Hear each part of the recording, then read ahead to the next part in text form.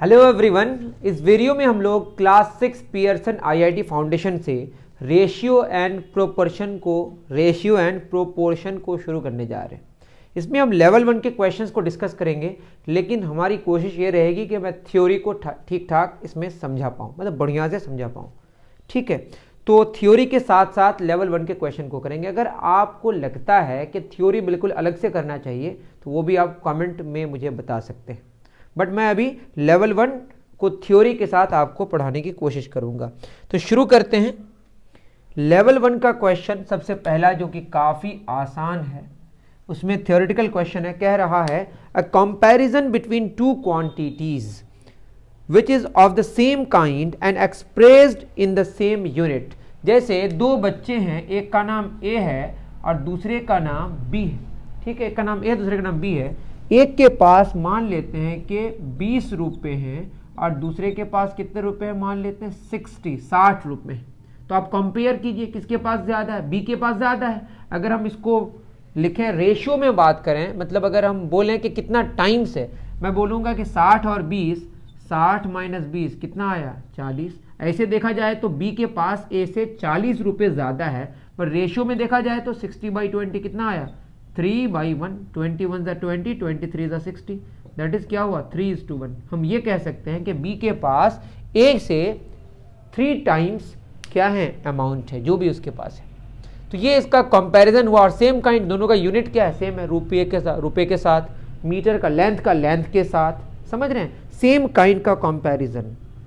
It is obtained by dividing one of them, देखिए divide कर रहे हैं, by the other is called their ratio. क्या कहलाता है, रेशियो। तो इसका आंसर क्या हुआ हमारा, रेशियो। सिंपल सी बात है। तो रेशियो में क्या करते हैं, सेम काइंड की चीज को डिवाइड करते हैं, जो रिजल्ट आता है वो उसका रेशियो है। और दोनों का क्या सेम होता है, यूनिट सेम होता है ना। क्योंकि कंपैरिजन करने के लिए तो काइंड सेम होना पड़ेगा ना। आप खुद बताइए, मैं अगर लूँ रुपया 50 और मैं लिखूँ कि 50 मीटर, बोले कौन बड़ा है। ये मीटर लेंथ की बात हो रही है और ये अमाउंट की बात हो रही है, दोनों को कंपेयर नहीं कर सकते, दोनों सेम काइंड का नहीं है। तो कंपैरिजन करने के लिए दोनों का काइंड क्या होना चाहिए, सेम। तो बहुत ही सिंपल सी बात थी। सेकंड में कह रहा है, तो सब इजी क्वेश्चन है, इसको जल्दी जल्दी मैं इसको खत्म कर दूँ। 8:12 का सिंपलेस्ट फॉर्म क्या है। तो इसको आप ऐसे भी लिख सकते हैं, 8/12। एक तो हम ऐसी नॉर्मल मेथड है कि 2 चौका 8 2 छक्के 12 है ना, लेकिन हम जो स्टैंडर्ड मेथड ये है कि ये अगर सिंपलेस्ट फॉर्म में नहीं है तो इसका HCF 1 नहीं आएगा, अगर सिंपलेस्ट फॉर्म नहीं है तो। अगर सिंपलेस्ट फॉर्म है तो HCF क्या आएगा, 1 आएगा।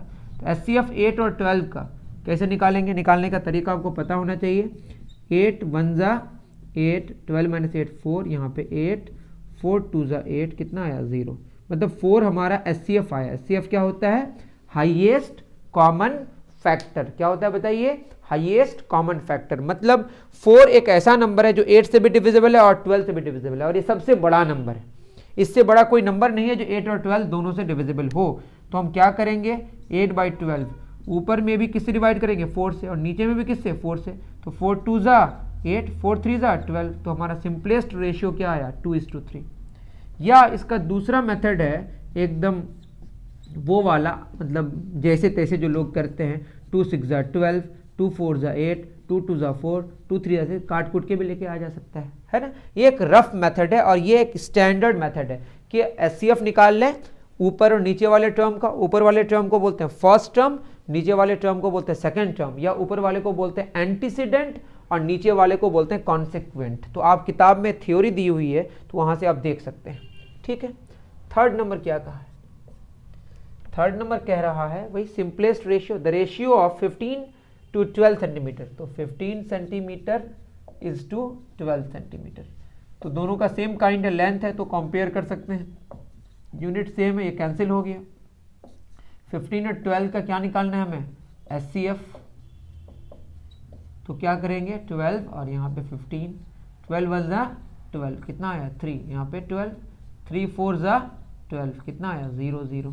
तो हमारा जो HCF आया वो कितना आया, 3 आया। मतलब 3 एक ऐसा नंबर है जो 15 से भी डिविजिबल है और 12 से भी डिविजिबल है, और ये सबसे बड़ा नंबर है। इससे बड़ा कोई ऐसा नंबर नहीं है तो 12 और 15 दोनों से डिविजिबल हो। ठीक है, तो 15/12 मैंने ऊपर कितना से डिवाइड किया, 3 से, नीचे भी कितना से, 3 से। तो एक बात का और ख्याल रखें कि फर्स्ट और सेकेंड टर्म को सेम नंबर से डिवाइड करने से या मल्टीप्लाई करने से फ़र्क नहीं पड़ता, बट जिस नंबर से आप ऑपरेशन कीजिएगा वो क्या ना हो, ज़ीरो ना हो। एडिशन और सब्ट्रैक्शन नहीं कर सकते हैं, मल्टीप्लिकेशन और डिवीजन अलाउड है, ठीक है। 3 5 15, 3 4 12, तो आंसर क्या आया 5:4। तो आंसर थोड़ा सा मैच कर लिया जाए, है ना, कि कुछ हम लोग गलती ना कर बैठें। तो 5:4 सही है, 2:1 रेशियो सही है बिल्कुल, है ना। तो 3 क्वेश्चंस हमने कर दिए और ये काफ़ी आसान क्वेश्चंस थे, एकदम आसान, ठीक है। अब जो अच्छे अच्छे क्वेश्चंस हैं उससे हम लोग मुलाकात करने की करते हैं कोशिश और उसमें देखते हैं क्या क्या पूछा गया है। आई थिंक कि मेरी बातें आपको समझ आ रही हैं। अलग से थ्योरी चाहिए तो आप मुझे कमेंट करके बताएं। आई थिंक की ज़रूरत नहीं है, वैसे मैं कराऊंगा ही कभी ना कभी, लेकिन अभी तो नहीं कराया हूं अब तक जब मैं वीडियो बना रहा हूं जिस वक्त, है ना। Consider the ratio 2:3। क्वेश्चन में कह रहा है कंसीडर करें एक रेशियो है 2:3 और कह रहा है the consequent and antecedent are doubled. Consequent और एंटीसीडेंट को क्या कर दिया गया, डबल और ट्रिपल कर दिया गया, है ना। द रिजल्टेंट रेशियो इज, तो कॉन्सिक्वेंट और antecedent are doubled and triple. तो देख लेते हैं क्वेश्चन नंबर 4 में जो रिजल्ट आएगा, क्वेश्चन नंबर 4 में क्या किया है, बात थोड़ी सी कम समझ आ रही है। कॉन्सिक्वेंट को डबल कर दिया गया, ठीक है कोई बात नहीं। 2:3 में जो फर्स्ट टर्म है इसको बोलते हैं एंटीसीडेंट, स्पेलिंग देख लीजिएगा, और इसको क्या बोलते हैं कॉन्सेक्वेंट, ठीक है 2/3। तो क्वेश्चन में कह रहा है कि कॉन्सेक्वेंट को डबल्ड किया जाए, कॉन्सेक्वेंट को डबल, तो इसको डबल करना है और एंटीसीडेंट को ट्रिपल करना है, समझ रहे हैं। मैं फिर कह रहा हूं कॉन्सेक्वेंट को डबल मतलब 2 से गुना करना है और एंटीसीडेंट को ट्रिपल मतलब 3 से गुना करना है। तो 2 × 3 6 और नीचे भी 6, तो ये कैंसिल हो गया। तो इसमें भी HCF निकालने का कोई मतलब नहीं है, सेम है। तो क्या हो गया 1:1, 6 1 6, 6 1 6, ऊपर भी 6 से डिवाइड किया और नीचे भी 6 से डिवाइड किया, तो आंसर क्या हुआ 1:1। कॉन्सेक्वेंट नीचे वाले को कहते हैं सेकंड टर्म को और फर्स्ट टर्म को क्या बोलते हैं एंटीसीडेंट। ये ख्याल में रखें, ये थ्योरी का एक हिस्सा हो गया। क्वेश्चन नंबर 5, क्वेश्चन नंबर 5 क्या है, इसमें बोला 3⁻², रेशियो 3⁻0, है ना। तो 5 में अगर हम देखें बहुत इजी है, 3 का स्क्वायर जानते ही हैं, 3 स्क्वायर का मतलब क्या, 3 × 3 कितना हो जाएगा 9, है ना, ये 9 हो गया। और आप याद रखें कि नॉन जीरो नंबर पर पावर 0, इसका वैल्यू अगर आप नहीं जानते हैं तो इसको आप याद रख लें अभी से, इसका प्रूफ बाद में आप सीख लेंगे। अगर नहीं जानते हैं तो ऑलरेडी बहुत अच्छी बात है। 3 स्क्वायर 9 हो गया, 3 × 3, 3⁻0 कितना होता है 1, दैट इज ये रेशियो कितना है हमारा 9:1। ये तो काफ़ी आसान क्वेश्चन था। अब तक कोई क्वेश्चन ऐसा नहीं है जिसको हम लोग, थोड़ा सा 4th नंबर था वो भी ईजी था। क्वेश्चन नंबर 6 देखते हैं, शायद अच्छा क्वेश्चन आना शुरू हो गया होगा। सवाल कह रहा है a sweet maker mixes sugar milk and other ingredients. एक स्वीट मेकर है ना, मिठाई बना रहा है, तो मिठाई का नाम स्वीट, ये स्वीट ही है ना। इसमें बोला है शुगर मिल्क और अदर, तो पहले क्या है शुगर लगेगा ही, मिठाई है तो मिल्क और अदर इंग्रेडिएंट्स। कितना रेशियो में बोला है, कह रहा है 4:9:3, 4:9:3 और 2 kilogram of sugar sweet, such sweet find the quantity of sugar. तो ये जो स्वीट है ये कितना किलोग्राम का है बताइए, 2 किलोग्राम का है। दैट इज अगर इसको 1000 से गुना करेंगे तो किस में आएगा बताइए किसमें, ग्राम में। दैट इज 2000 ग्राम को इस रेशियो में बांटना है। अब ये 4 ग्राम 9 ग्राम 3 ग्राम तो लिख नहीं सकते, रेशियो है। तो अब रेशियो का मतलब क्या, जैसे मैं बोलूँ यहाँ पे जैसे हमारा है क्या 6/6, तो यहाँ पे हमारा रेशियो क्या है 1:1। समझ रहे मेरी बात। तो मैं क्या कह रहा हूँ, देखिए 4:9:3 है, ये हमारा रेशियो गिवन है। अगर हम इसको 2 से गुना करें तो इसको भी 2 से गुना करना पड़ेगा, इसको भी 2 से गुना करना पड़ेगा। तो ये 4×2 8 होगा, ये 9×2 18 होगा, ये 3×2 6 होगा। बट किससे गुना है वी डोंट नो। तो मान लेते हैं 2 से नहीं x से गुना है, तो ये भी किससे गुना है x से, ये भी किससे गुना है x से। डेट इसको मान लेते हैं 4x, इसको 9x, इसको 3x। मेरी बात समझ आ रही है। और ये सारे का सम दैट इज शुगर मिल्क और अदर इंग्रेडिएंट्स का जो सम होगा that is 4x + 9x plus 3x, समझ पा रहे हैं? ये सब का सम मिलके कितना होगा बच्चों? 2000 ग्राम। समझ आएगा आपको, डोंट वरी, मैं फिर आपको और एक्सप्लेन करूंगा। क्या होगा? 9 4 13 3 16, that is 16x is equal to 2000। तो आप खुद बोलें, मैं अगर लिखूं 16x बराबर 32, तो आप क्या बोलेंगे? x का वैल्यू कितना होगा? 30 हो, तो 16 2 32। तो आप एक काम करेंगे, 32 और 16 डिवाइड कर देंगे। उसी तरह से यहाँ पे क्या होगा? 2000 डिवाइडेड बाई 16, तो x कितना होगा? 16 के 16 4 0, 16 दिन 32, 16 5, तो 125। तो x का वैल्यू कितना आया? 125। हमें क्या निकालना है? किसका क्वांटिटी? बोला है find the quantity of sugar. तो क्वांटिटी ऑफ शुगर कितना है? 4x, तो हमें निकालना है 4x, दैट इज 125 इंटू 4, ये होगा 5 चौक 20 0 2 4 2 1, कितना? 500 ग्राम। तो 500 ग्राम का शुगर की ज़रूरत पड़ेगी। कितने ग्राम की? 500 gram sugar. Okay, question number 6 का जो आंसर है वो है हमारा 500 ग्राम। बिल्कुल सही है। अब इसको हम समझाने की और कोशिश करते हैं। हमारे पास जो आया वो 500 ग्राम, दैट इज़ ये आया 4x, तो 4x, उसी तरह नीचे क्या होगा? 5x, ये रेशियो लिखना चाहिए, ऐसे मैं लिख रहा हूँ, और नीचे कितना हमारा? 3x, तो 4x कितना? अब खुद बताइए, x का वैल्यू आया हमारा 500, उसी तरह से यहाँ पे 5 इंटू क्या होगा? 500, उससे नीचे क्या होगा? 3 इंटू 300। तो हम कह सकते हैं जो हमारा शुगर का अमाउंट है वो कितना आया? 500 ग्राम। इसी तरह 5 5 25, 2500 ग्राम। आई एम सॉरी, यहाँ पे 125 लिखना पड़ेगा, मैं भी क्या क्या लिख दिया, ठीक है, गलती हो रही है। तो मैं कह ये रहा हूँ जो हमारे पास अमाउंट है वो क्या हो गया? 4x किसका? शुगर का। मिल्क कितना? 9x, और अदर कितना? 3x, तो ये हो जाएगा 4x कितना? 4 इंटू 125, है ना, ये रिजल्ट आया हमारा कितना? 500 ग्राम। इसी तरह से 9 इंटू 125, तो ये कितना हो जाएगा? 9 5 45, 4 9 18 4 22 का 2 हासिल 2 11 11 से 25 ग्राम। अगर मैं सही हूँ देख लीजिएगा, 3 इंटू 125 कितना? एक साथ कितना? 375 ग्राम। ये सब मिलके हमारे पास कितना ग्राम आएगा? 2000 ग्राम आना चाहिए। ये चेक कर रहे हैं हम। 5 5 10 का 0 हासिल 1, 7 1 8 2 10 0 हासिल 1 1 1 3 1 4 1 5 5 10 का 1 2, कितना? 2000 ग्राम आ गया। देखिए सारे जोड़ के 2000 ग्राम आया, और इसका रेशियो निकालेंगे तो क्या होगा? 125 125 125 कैंसिल हो जाएगा, आएगा कितना? 4:9:3। तो हमने इसको 3 टुकड़ों में बांट दिया, मिल्क, शुगर और अदर इंग्रेडिएंट्स में, और उन सब का सम 2000 ग्राम आया, और रेशियो कितना आया? 4:9:3। This is the way you need to do. अगर आपको कहीं समझने में परेशानी हो, धीरे करना हो, what ever you want, please ask me, right in the comment section. मैं हो सकता है वहाँ पे आपको समझाने की कोशिश करूँ, या और भी अच्छे से वीडियो बनाने की कोशिश करूँ। तो आप जो कमेंट करेंगे उसके अकॉर्डिंग हम जो बनाएंगे ना, तो फिर आपके लिए फ़ायदेमंद होगा, क्योंकि मैं तो कर रहा हूँ आपके लिए। तो आप मुझे ज़रूर सजेस्ट करें कि आपको कहाँ, मतलब क्या बेहतर कर सकते हैं, या आपको कहाँ परेशानी हो रही है, उसके अकॉर्डिंग मैं फिर अपने आप को इम्प्रूव कर सकूँ। ओके, चलिए क्वेश्चन नंबर 7 में आते हैं। क्वेश्चन नंबर 7 क्या कह रहे हैं? ये कह रहा है in the construction of a building the volume of walls. देखिए आप जिस घर में हैं उस घर में जितनी हवा अट सकती है वो उसका क्या है? वॉल्यूम है। मतलब किसी बक्से में, किसी भी कंटेनर में कितना अमाउंट आ सकता है वो उसका क्या कहलाता है? Volume. In the construction of a building the volume of the wall, तो वॉल के अंदर जो कंक्रीट वगैरह लगेगा वो वॉल्यूम उसका है ना, उसमें कितना अमाउंट आ सकता है। The volume of the walls is in proportion to the cost of construction. मतलब कह रहा है जो वॉल्यूम है और जो कॉस्ट ऑफ कंस्ट्रक्शन है किसका? वॉल का, वो प्रोपोर्शन में है। अब ये क्या है समझा रहे हैं। If a wall of volume कितना? 24 metre cube. Metre cube volume का ऐसा यूनिट है, जैसे मीटर स्क्वायर एरिया का ऐसा यूनिट है, मीटर लेंथ का ऐसा यूनिट है। 24 मीटर क्यूब वॉल्यूम के लिए 18,600 का कॉस्ट आ रहा है।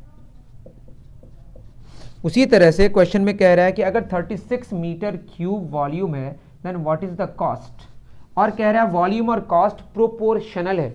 मतलब जो वॉल्यूम्स का रेशियो होगा और जो कॉस्ट्स का रेशियो होगा वो आपस में बराबर होगा। जैसे मैं बोलूँ वॉल्यूम और कॉस्ट, यहाँ पे अलग से मैं समझाऊँ, जैसे मैं बोलूँ 2 मीटर क्यूब वॉल्यूम है और यहाँ पे 10 रुपया खर्च हो रहा है, तो यहाँ पे अगर हमारे पास 6 मीटर क्यूब होगा तो कितना होगा? यहाँ पे देखिए 2 का कितना गुना हुआ? 10, 5 गुना, तो 6 का 5 गुना कितना हो गया? रुपया। 6 5 कितना? 30। समझ रहे हैं? 2 और 6 का रेशियो, और 10 और 30 का रेशियो बराबर होगा। ये भी देखो 2 3 जा 6, 10 3 जा 30, 1:3, ये भी 1:3। मतलब जितना रेशियो वॉल्यूम्स का होगा वही रेशियो कॉस्ट का होगा। ये क्वेश्चन में गिवन है, समझ रहे हैं? प्रोपोर्शन का यही मतलब होता है। दैट इज 24 मीटर क्यूब बटे मतलब डिवाइडेड बाई, है ना, 36 metre cube is equal to 18,600। और नीचे क्या नहीं पता है, इसको हमने क्या मान लिया, एक्स।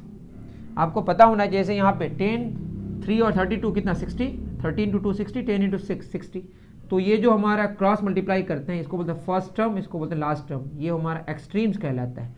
ये एक्सट्रीम्स का प्रोडक्ट, ये बीच में जो है इसको मीन्स का प्रोडक्ट के बराबर होता है। देखिए 32 जा 60, 10 6 जा 60, ठीक है। तो एक्सट्रीम्स का प्रोडक्ट मीन्स के प्रोडक्ट के बराबर होता है। आप समझ सकते हैं, मैंने एग्जाम्पल के साथ बता दिया आपको।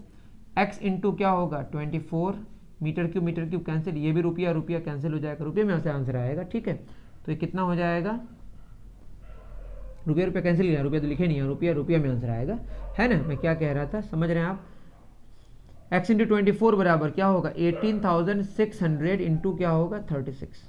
तो x is equal to 18,600 into 36 divided by क्या होगा 24। ये 24 कैसे डिवाइड किए, ये मैंने एग्जाम्पल के साथ बताया एक बार। x इंटू 2 बराबर अगर मैंने 16 लिखा तो खुद बताइए x का कितना वैल्यू होगा जो 16 होगा, 8, 8 2 16। या आप क्या करें 16 डिवाइडेड बाई 2, तो जब मल्टीप्लाइड होता है तो उस पर जाकर डिवाइड हो जाता है। आप ऐसे भी समझ सकते थे कि 8 2 16 हो रहा है। तो जब मल्टीप्लाइड होगा लेफ्ट साइड में तो राइट साइड में जाके डिवाइड हो जाएगा, राइट साइड से लेफ्ट में लाएंगे तो डिवाइड हो जाएगा, इनटू से डिवाइड हो जाता है, ठीक है। तो x बराबर, अब इसको सॉल्व करें, देखिए 8 6 से ये कैंसिल होगा, 6 4 जा 24, 6 6 जा 36, और किससे कैंसिल होता, ठीक है। 2 2 जा 4, 2 3 जा 6, कैंसिल करना आना चाहिए आपको। यहाँ पे देखिए 2 9 जा 18, 2 3 जा 6, 2 0 2 0 0, कितना हो गया 3 3 9 9 3 27। तो आंसर होगा 27,900। तो चूंकि देखिए 24 से 36 अमाउंट वॉल्यूम का बढ़ा तो कॉस्ट भी बढ़ जाएगा। कॉस्ट कितना 27,900 रुपीज़। आंसर लिखिए आप, रुपीज़ 27,900, बिल्कुल सही आंसर है, ठीक है। आई थिंक समझ आया होगा, बहुत बढ़िया। तो प्रोपोर्शन का मतलब समझ गए। प्रोपोर्शन का मतलब जैसे वॉल्यूम और कॉस्ट यहाँ पे प्रोपोर्शनल है, इसका मतलब है वॉल्यूम्स का रेशियो और कॉस्ट्स का रेशियो क्या होगा, आपस में बराबर होगा। ओके, चलिए क्वेश्चन नंबर 8 में आता है। 8 में कहा जा रहा है P and Q's expenditures are in proportion to the ratio of their incomes, है ना। तो वही किस किस का, इनकम और एक्सपेंडिचर, EXP मतलब एक्सपेंडिचर खर्च, और इनकम INC मैंने लिखा इनकम, ये दोनों प्रोपोर्शनल है P का और Q का। तो P's इनकम इज ₹32,000, ₹32,000 P's का इनकम दिया हुआ है ना। P का क्या दिया हुआ है, इनकम दिया हुआ है ₹32,000, 32,000 रुपये कमा रहा है वो, मंथली होगा शायद। एंड एक्सपेंडिचर इज ₹24,000, कुछ बच भी रहा है, वैसे सेविंग की बात नहीं करी गई है। Q's expenditure is ₹36,000। बोला फाइंड इनकम ऑफ क्यू, ये क्या होगा, तो इसको हम क्या मान लें x। चूंकि ये प्रोपोर्शनल है तो एक्सपेंडिचर्स का रेशियो और इनकम्स का रेशियो आपस में बराबर होगा। That is 24,000 divided by 36,000 is equal to 32,000 divided by x, है ना।